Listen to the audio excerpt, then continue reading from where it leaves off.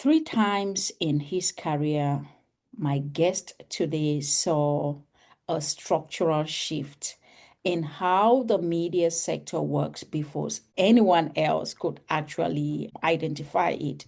And he built the infrastructure for it before the rest of the industry caught up with that. The first time, he helped Prince build the first major direct to consumer digital music store at a moment when no one in the entire music industry believed that there was actually a path for artists themselves to have a relationship with audience in the way that John actually did. It won Prince a Billboard Award. He got the Webby Award, he got Lifetime Achievement Awards, amongst many other awards. The second time, he powered live streaming. And you can look at Oscars and others and royal weddings, building the connectivity tissue of live media at the largest scale that the world has ever seen. And the third time, you would think that that is in 2012, he bet on something that did not yet have a name. The audience were about to stop watching content and start participating. Tell me about that. And many years later, that bet is now what? Over $1 trillion global shift in audience, whether you're talking about audience generated content. And he calls it the participation economy. John Petrocelli, welcome to the Clarity Mandate. Dr. Tu, thank you very much for having me. Great introduction. I hope I can live up to it. You worked with Prince to build the first major artist-owned direct-to-consumer digital music store at a time when no one in the industry even thought that that was a possible business model for artists to have that kind of a direct relationship with the audience. How did that idea get even a hearing? What made Prince and all the people that you work with actually willing to make a bet on an idea like that? Well, Prince was always a boundary pusher, an innovator, and I really think he was fueled by his curiosity to eliminate barriers in his creativity and connect directly with his fans. But for him, his fans were all over the world, and this was the early days of the internet. This is, in fact, when we were primarily a downloading society versus, streaming before infrastructure had propagated. And I was involved in the early days of what were called the format wars. People might remember there was Windows, Microsoft had Windows Media Player, Real had the Real Player, and Apple had QuickTime. And these were the video, they were all fighting for your attention on the desktop, use our format. And that was a big strategy for those three companies. And I was acting in my capacity as Switzerland, right? I was neutral. I was the delivery service provider, which is back then called a content delivery network, which is still a term for today. And I was contacted by Apple, who said, "Hey, you're doing a wonderful job with QuickTime for our creative clients and broadcasters and the record labels. We've been approached by an artist who wants to go solo and do this themselves. Would you be interested in speaking with them?" And I said, "Sure. Who is it?" And they said, "It's Prince." And I was a lifelong fan of everything that he had done. And, it was a little bit of a challenge. Today, it's still a challenge, I think. Really complex technical conversations and explanations. They have to be.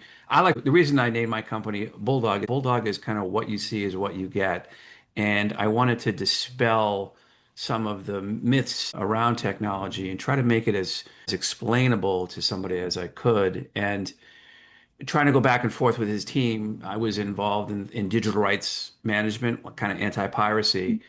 And back then, you might remember, it was the world was trading music on file sharing Mhm. networks, and which really That's right. meant no reward to Yeah. any artist of any kind. It was largely pirating in a lot of ways. So I took a file of Purple Rain and I had it encrypted and I sent it over to his team. And when you went to play it, it said you have to be authorized in some way, be a member of his fan club, pay 99 cents for this song. And I got this email back in the middle of the night that said, Prince says, in quotes, this is exactly what I want to do. And I realized this is how he communicates in writing as well. And keeps very interesting hours. So I would get email at that time of the night.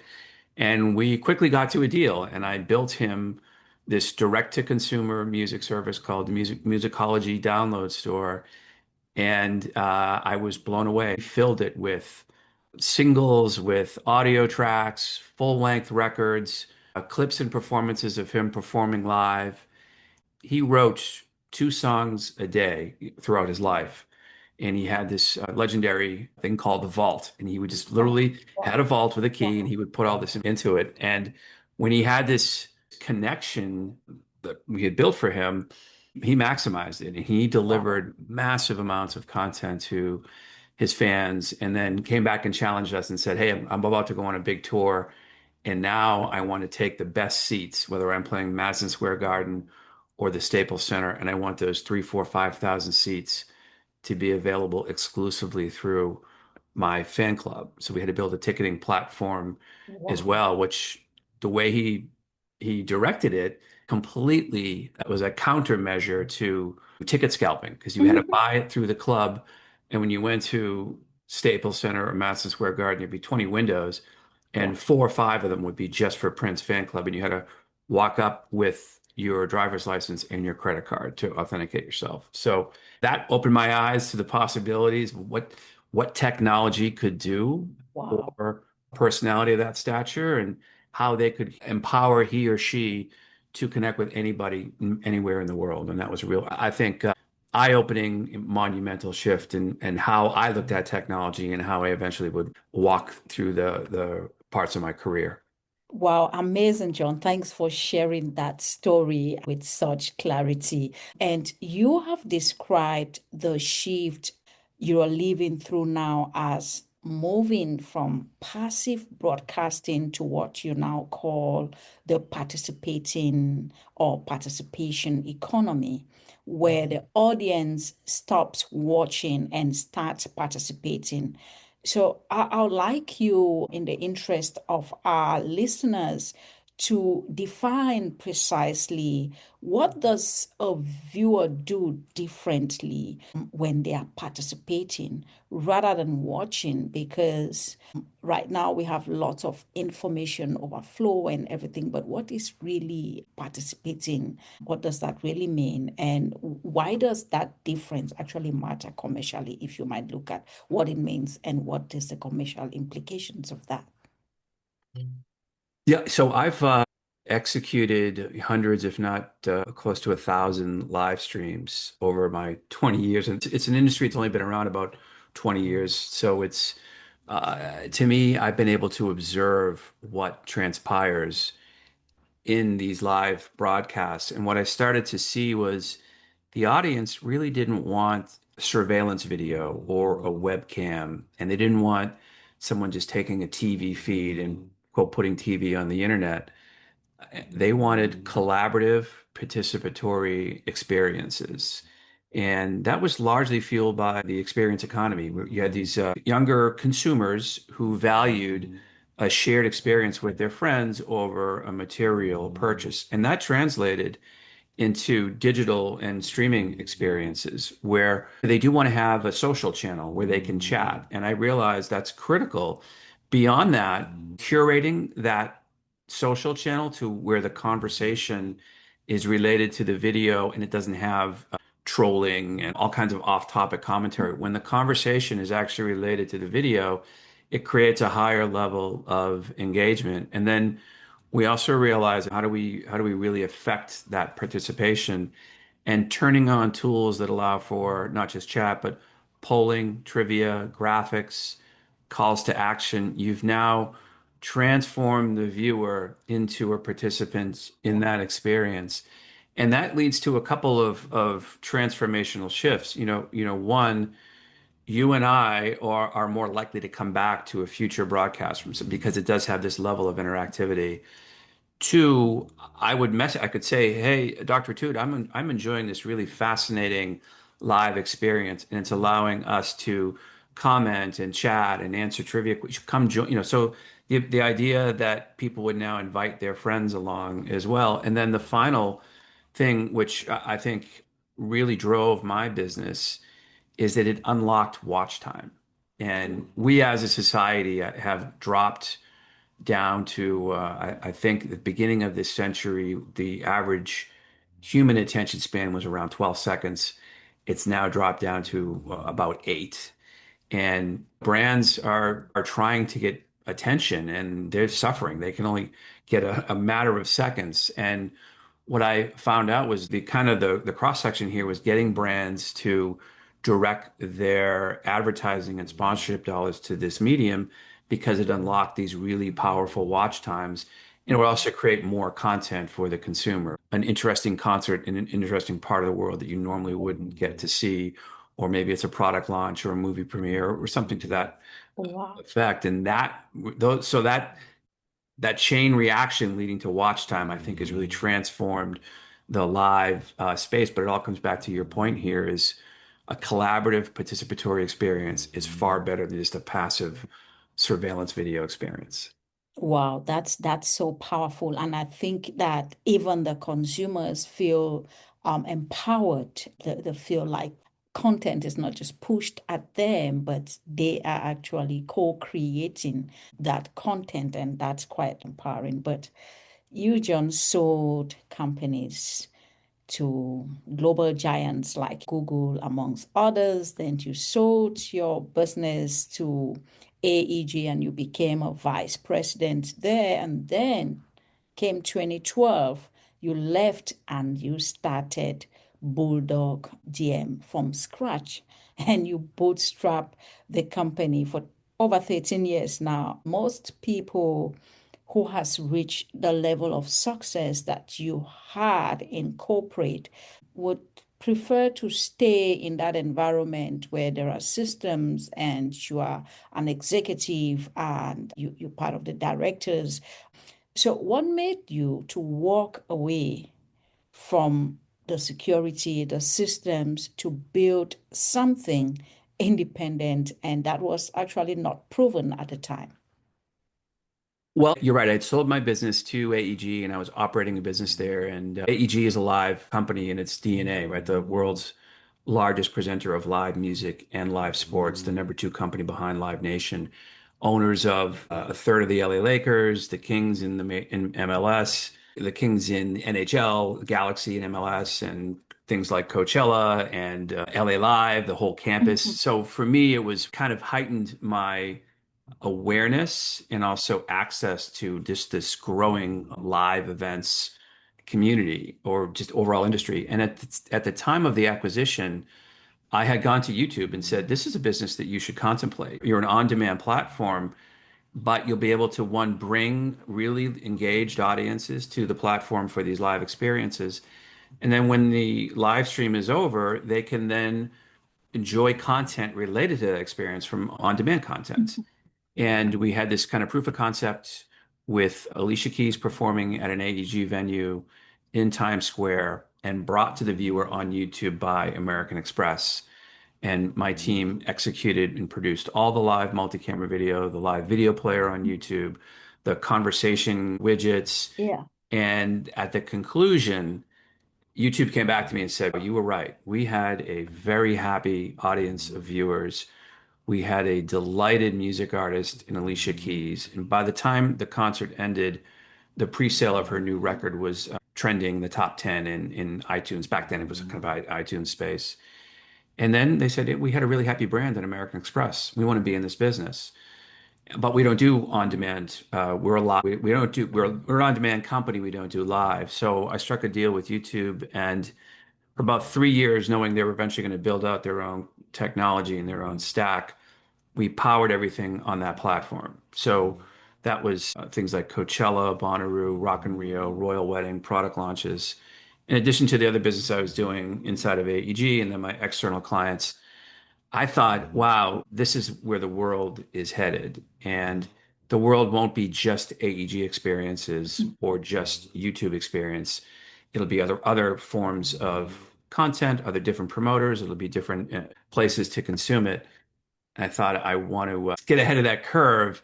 And I spun out of AEG. I formed this business. I took a few key people with me. In retrospect, I was probably early to the market, but that allowed me to go and sit with brands and ask them, what are your challenges?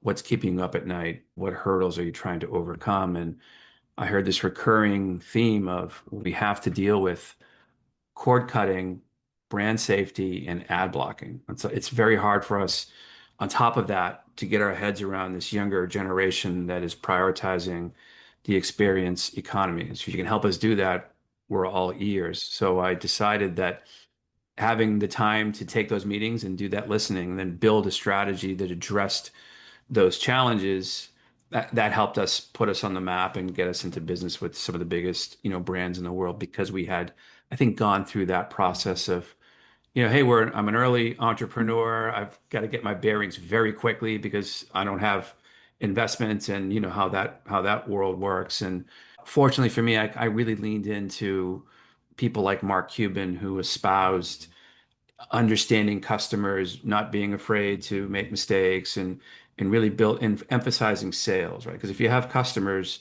your company, I've heard him say, no Yeah. sales, no company. No business. Yeah, That's right. sales That's cures right. all. You hear him espouse that on Shark Tank, but that was kind of the process and the thought thinking of how I would launch and start this business. Wow, that's really amazing. And Bulldog DM has now gone over to produce over 1 billion audience engagement for brands like Apple, Coca-Cola, Netflix, the NFL, and amongst others. So when a Fortune 500 brand comes to you wanting a live stream, what is the most common mistakes they are making before they even talk to you? The assumption behind or that really gives you the opportunity to correct, to help them, and to guarantee that they actually have better performance.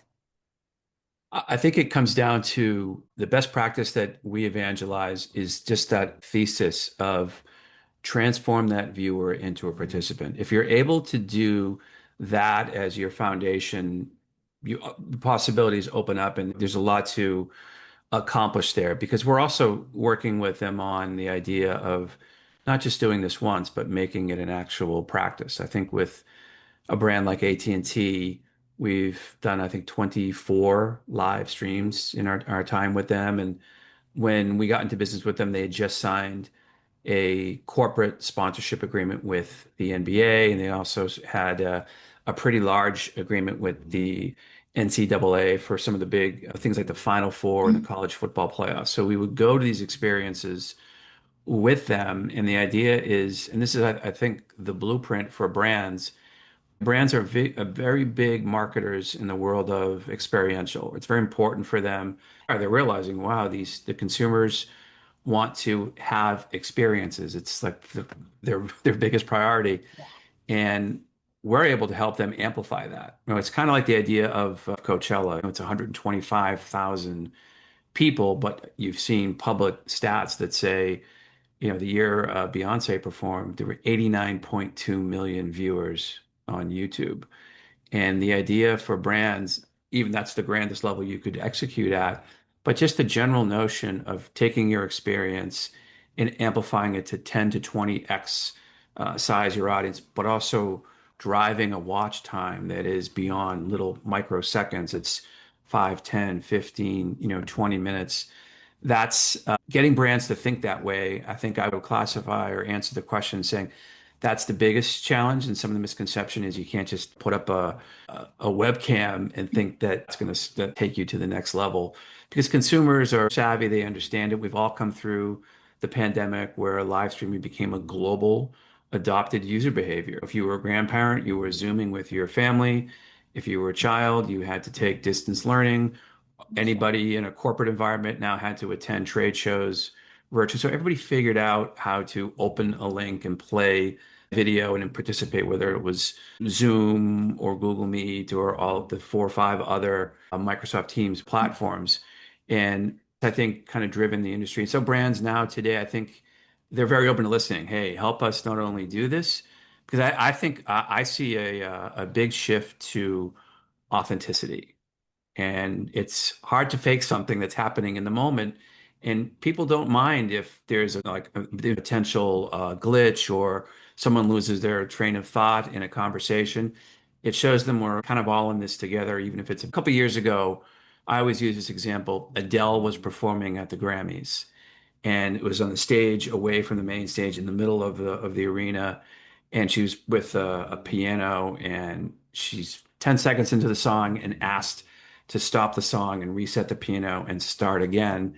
And people, oh wow, she's stopping her performance and delivered an incredible, amazing song that was all over the news the next day. And well, I'm not saying people want errors or challenges, but live is you can't really fake it. It has to be an authentic experience, and that also presents challenges for brands are very nervous about that as well. But luckily, we work with brands and we've been doing it for so long that we build in all kinds of measures. There's no single point of failure in the workflow. There's a lot of redundancy.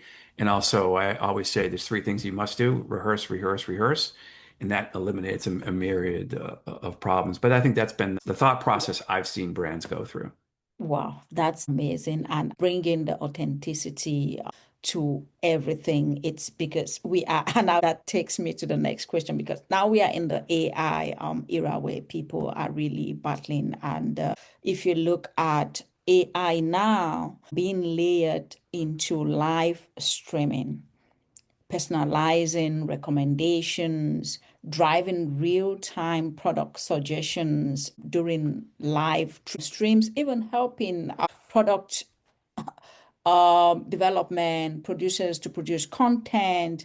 So from where you sit with over 2 decades of experience in the industry, what does AI actually change about live content, and what is it that AI cannot change, no matter how advanced AI could be, that still brings reality to live content? It's a super interesting question for me, both for my industry that I operate in, but also for me as an entrepreneur. And I found, to answer the question from the entrepreneurial perspective, any tools that help me run my business more efficiently, more accurately, they're very welcome. A lot of times we're doing broadcasts that are international that require captions. And AI has been a terrific tool to help do real-time captioning. Also, there's a lot of great accuracy that comes with that versus the manual process, which can take time. And again, it's a live broadcast. People want those captions to be aligned with the actual conversations and things that are happening. So, in terms of workflow things, AI certainly has helped us operate efficiently. But also, I've heard this from advertising and marketers, is live is the last bastion of true authenticity because people want to see something happening truly, truly in the moment. And in the live world, we're looking at 2 major developments. On the one hand, Netflix has now made a very big commitment to live events and live experiences. It started with things like the Tom Brady roast and Dave Chappelle and Chris Rock comedy shows. And now you're seeing the NFL on 2 games on Christmas Day. You're seeing the WWE on Monday nights, now Major League Baseball. That's a ripple effect. Now, platforms like Disney, Apple, and Amazon, they're also really ratcheting up their live offerings. And because I think they realize that live will bring consumers to their platforms to enjoy the show. Potentially, they could offer some sort of conversion over to subscription, but also it's a very powerful back to the watch time. It's a massive tool for brand sponsorships. Like the Mike Tyson fight sold out, the advertising possibilities. Both of those NFL games sold out their advertising as well.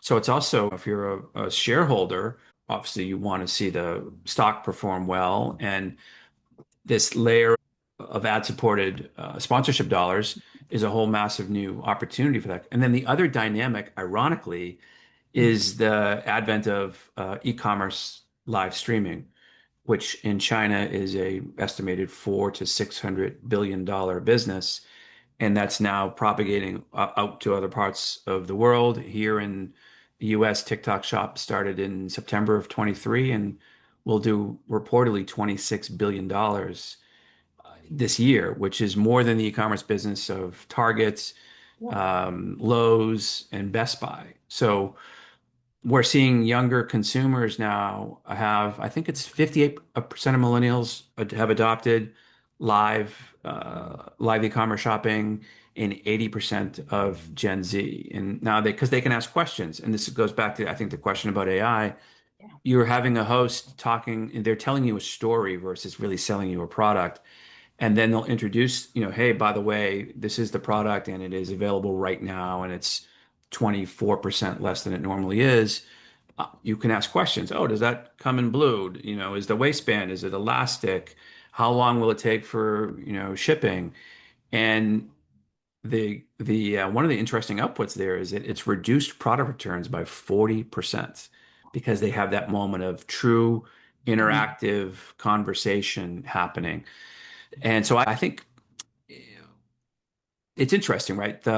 Maybe AI can help execute, maybe changing some camera feeds and doing some of the production work. But at the end of the day, I think it's what happens in that live video, and that's where people want that direct connection. I have seen discussions about maybe it's a broadcast of AI, but in the live world, I just don't see how that's going to scale, given that customers now are looking at, or everybody's looking at, hey, this is the place where it's all happening and it's all real. It may be powered by some efficiencies with AI, but we want to have this is a place we look at as a safe haven of true content being created in the moment on the fly. Wow, that's super, super powerful. And we are living in the greatest technological advanced eras of our lifetime right now with Sure are. the AI. But thank you for really clarifying that for our listeners. And your work, John, has been recognized with different awards, whether you're looking at one show, you're looking at Biz Bash Awards, and essentially, in my estimation, every major recognition in the creative and marketing industry that is of any note have actually recognized the work that you do. And of all that, John, there is one project that the industry didn't fully recognize at the time, but that you now believe was actually the most important thing you ever built. What made that project in a way that wasn't obvious to the industry or even to the client at the time? Yeah, there were two. One was a STEM project called She Can STEM, and it empowered young girls to build a virtual world inside of Minecraft using STEM knowledge or academia or those kind of processes. And it unlocked a concert inside of Minecraft once they all went through that shared experience together. And that was, for me, a really eye-opening, really fascinating overall experience. And I think right next to that for us was a couple of years back, we commemorated the JFK moon landing. And I'm a Bostonian, so we got to go to the JFK library and execute this experience. And it was really timed down to the exact second that we had liftoff. And it was a pretty interesting engagement. And it was also the first live stream of an augmented reality experience. But it was so full of fascinating history and how President Kennedy had made this pretty, at the time, a very Yes. wild statement that we would get to the moon in this really condensed, short time frame. And back then, that was the only thing people saw on TV or in the news. So those two experiences for me didn't get, it's not like working on a Coca-Cola project or Coachella or anything, but they were these really kind of moving and informative experiences that either helped younger people, but also brought history on the other side of the coin forward, and also helped, I think, younger people understand what some of the things that happened in the country's history that they may have not been top of mind. And doing it with live video and things like the Minecraft platform and augmented reality, I thought were very cool ways to spin something and make them more appealing to a broader audience of any age as Yeah, well. definitely. Wow, that's fascinating. Thanks, John. And a brand leader or an entrepreneur in our audience who maybe has never run live stream, because I believe there's still many companies out there who are not doing live stream and is listening to this $1 trillion shift and wondering if they are already too late. I'd like you to give them someone who hasn't tried this, give them some 2 or 3 things they should start maybe actually doing in the next 30 to 90 days to begin building, um, to go live, to begin to build the participatory economy and the relationships with their audience that you spoke about so passionately, without maybe needing the full production requirement of Bulldog production capacity, something that a small entrepreneur out there listening, what could they start doing listening that this is really, if you are not in it, you're missing out a lot. What could they start doing? Give them some tips. Yeah, well, first, I don't think it's ever too late. Even though I've been doing this a very long time, to me, every conversation I have with a customer, it's almost, "Hey, we've never done this before." Whether it's a giant corporation or it's a small emerging music artist. So, having said that, I think diving in is a great way to start. And I think that the e-commerce space is brand new. And again, the market leader is TikTok Shop, which has only been around less than 3 years in the US. So TikTok's free. You can jump on that and look on live e-commerce shows. And there's also Amazon has also an offering, as does YouTube. And I believe Meta does as well. And or certainly you can buy things on Instagram. So that content is widely available. And those platforms are all in super high growth mode. In fact, I would argue there's probably not enough agencies or people to service the projected growth of those markets. And China got to 400 billion in a matter of years. Imagine what the rest of the world could get to as well. And also, I think consuming and watching live content on a platform like Netflix, I think is a great educational opportunity. But I think it all comes back to, for me, if you can show a company, whether it's a small business or it's AT&T, that they can reach and engage people in the moment and unlock a watch time of a matter of, 4, 8, 10, 12 minutes, you're certainly going to have, their attention. And just this idea of amplifying things that they do experientially. And again, it could be I've done like the NBA All-Star pregame concert for AT&T. Having said that, you could go down to your local Nissan dealership in Bethesda and say, "Hey, you're putting on this experience. Why not amplify something that maybe it's a promotion that you're doing and live, bring in some cameras and live stream that out." And the cost to do this is fallen dramatically. Cameras are, you get these beautiful, back then I think we called them GoPro cameras, but they're prosumer, really high quality. We've even used Samsung Galaxy cameras, which are, they're 4K, but if the reverse selfie is 8K, and mounted those and shot, for Qualcomm, a product discussion, if you will. So the time, this is a lot harder to do 10, 12 years ago because we had to, bring in these big cinematic cameras that are super expensive. But now the timing, the market has opened up, and I think it's an opportunity for entrepreneurs who, even if you have basic business understanding, you can now, I think, dive into this space, given there's so many possibilities, whether it's on the brand amplification side or it's on the e-commerce streaming side.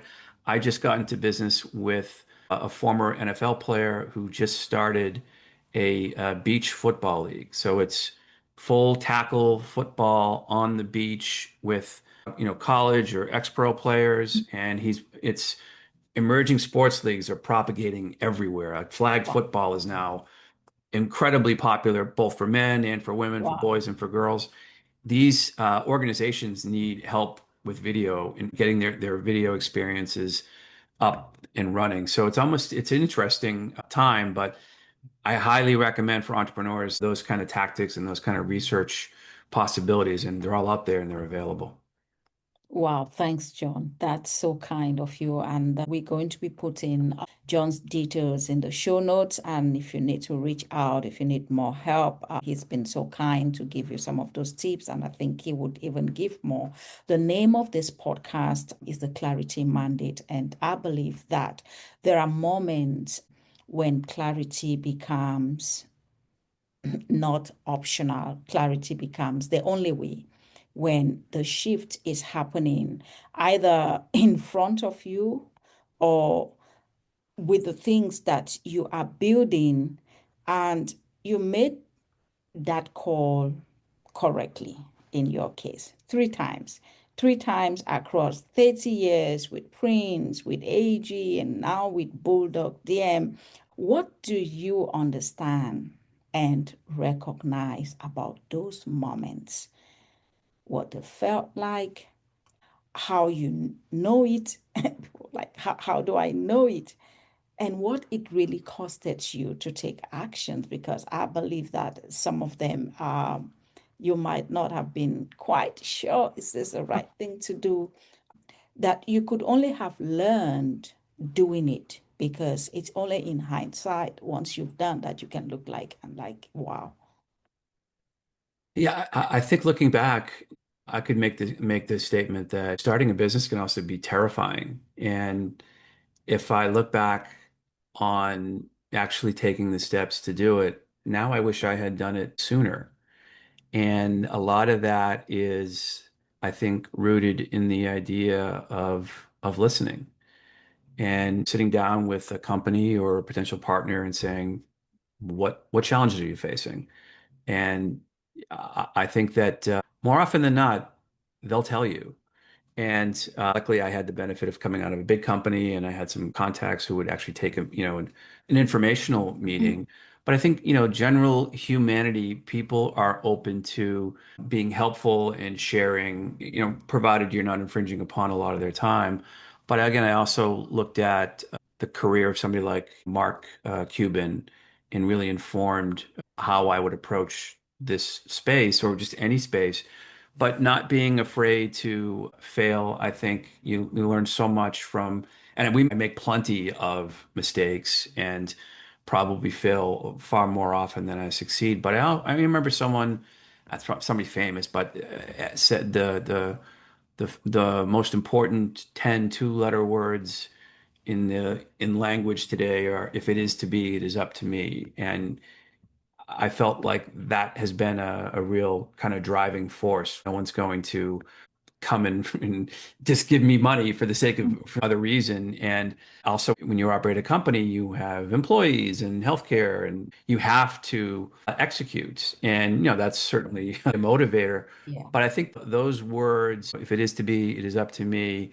I think you have always fueled me, and also trying to keep an eye out for where things, they always say skate to where the puck is going, not where it is, and trying to look ahead. And now I try to read voraciously. There's a little, I think one of the big helpful things is finding a great email newsletter, daily newsletter, and curating it to your interest and having that two or three of them come in the morning is a really informative way, I think to keep an eye on, okay, let me spend 15 minutes going through these before I start my day and see if there's a trend or development that I should be aware of. And also, I think once you start to do this, luckily I got a customer like Coca-Cola early on, and I could learn from them. They could say, here's what we want to do next. Yeah, I think an interesting point here is to, Prince was really he pushed so many boundaries that 20 years ago he was tasking us with helping him bring his content into China 20 years ago, and nobody was doing that, like nobody. And I'm like, why would he want to do that? And I realized when I first got into business with him, Prince symbol was the sixth most recognized symbol in the world. So you have things like the dollar sign or the cross or a red cross, meaning Mhm. aid or, go there Yeah. to get help. He had that symbol was known, Wow. globally by a massive amount of Wow. people. And just by reacting to things he was interested in, I think informed us as a technology provider, just as a business. So customers are also great points of reference of where things might be going. And granted, if you're in business with an Apple or a Netflix, you can certainly see what they're doing next, and that'll tell you. But those are some of the things that I think have been really informative. But that idea of I got to do this myself, I can't wait for somebody to come and help me. It's sink or swim. Wow, that's so powerful. Thanks, John. And as we begin to round up, any final thoughts, any key lesson you want to leave with our listeners? Yeah, again, I really think that this space that I'm in might look like a technically challenging universe, but I think jumping into it, you can really, it's become so widely adopted. And again, with these seismic shifts of live video, e-commerce, live shopping, and platforms like Netflix and Amazon and Apple offering so much live content. I think there's never been a better time to explore it. And I know there's lots of changes going on with employment and the economy. But I think this is a pretty fascinating space that, although I've been in it for so long, it's still truly in its infancy, and there's always possibilities and always different changes and developments happening across it. And I'm happy to be a resource to any of your followers as well. I'm happy to always do transfer of knowledge in any way that I can. Wow, this is so, so inspiring. And thank you for your kindness. And definitely, any of our listeners that needs your details, we're going to be putting it in the show notes. And if they send us direct inquiries, we would also send them to you.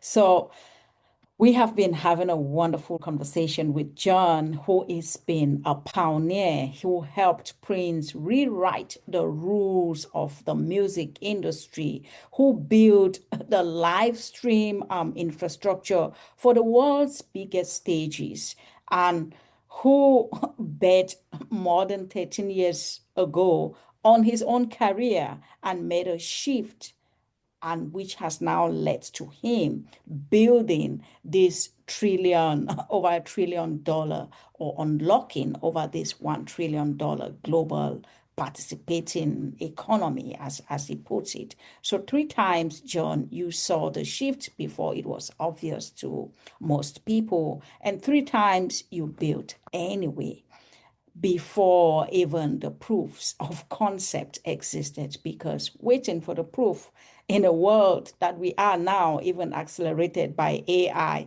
might mean you are never going to be there. And to everyone listening out there, you learned the lessons from everything that John has shared. If you need to make a move, make a move. If you feel a shift inside you and you are not sure, make a move anyway. If it's a wrong shift, you will adjust. Not that you should make maybe uncalculated risk, but you need to take the chances, doing the research and reaching out to people like John if you need assistance. So, John has given us lots and lots to think about. The proofs will come. The question is really whether you will be ready to go out there and make that move and do what you need to do. So I am grateful to have John on our show today, and I hope our listeners would take this episode and the lessons shared seriously and make that move. And if you have interest in the streaming, I mean, everyone in business should have interest, whether it's in the e-commerce life or in the streaming, because that is really where you would be able to engage the active consumers that exist in this era. They are no longer passive. And if you want to find them, you better know how to reach them and how to communicate with them. But I just want to thank you, John. And you can reach John and Bulldog DM on their website. We would put all the details in the show notes. And I am Dr. Vivian Atud, and this has been the Clarity Mandate.